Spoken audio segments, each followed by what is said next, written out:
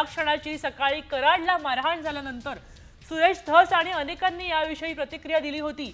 मात्र त्यावर स्वतः गित्तेंनी आता प्रतिक्रिया दिली आहे आणि जेलमध्ये मारणं म्हणजे माफी आहे, जेलमध्ये मारण्याने काहीही होत नाही, अंदर मारना या मरना माफ है असा इशाराच त्याने कराडला दिलेला आहे।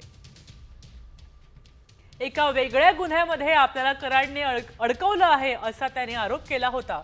मात्र आता आतमध्ये मारणं हे माफ आहे असं थोडक्यात त्यांनी सांगितलंय। आपल्या फेसबुक पोस्टमधून त्यांनी आपली अभिव्यक्ती मांडली आहे।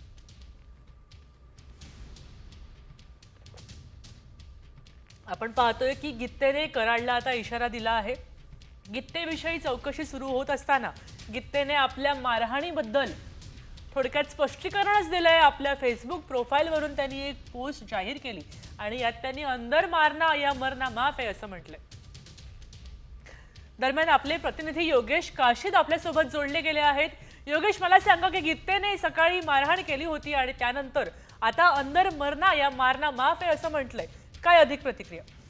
नक्कीच परळीचे सरपंच बापू आंधळे हत्या प्रकरणातील आरोपी शशिकांत उर्फ बबन गित्ते हा आरोपी फरार आहे। दुसरीकडे पाहायला गेलं तर याच हत्या प्रकरणातील आरोपी महादेव गित्ते हा बीड जिल्हा कारागृहामध्ये आहे आणि ज्या जिल्हा कारागृहामध्ये सकाळी वाद घडला, हाणामारी झाली, महादेव गित्ते यांना वाल्मिक कराड आणि सुदर्शन गुलेला मारहाण केली, त्याच घटनेतील आणि त्याचबरोबर बापू आंधळे हत्या प्रकरणातील जो आरोपी आहे बबन गित्ते फरार आहे आणि त्याच आरोपीने अंदर मरना या मारना सब कुछ माफ है अशा आशयाची एक फेसबुक पोस्ट केलेली आहे। म्हणजे शशिकांत उर्फ बबन गित्ते आहे सध्याला फरार असल्याची देखील माहिती समोर आली। ते फरार आहेत, अद्यापपर्यंत कुठल्याही पद्धतीची ऍक्शन त्यांच्यावरती घेतलेली नाही देखील समोर आले। मात्र ही पोस्ट पाहता आता संतापी लाट बीडमध्ये पाहायला मिळते की फरार आरोपी अशी पोस्ट करू शकतो, मात्र तो पोलिसांना काय सापडत नाही।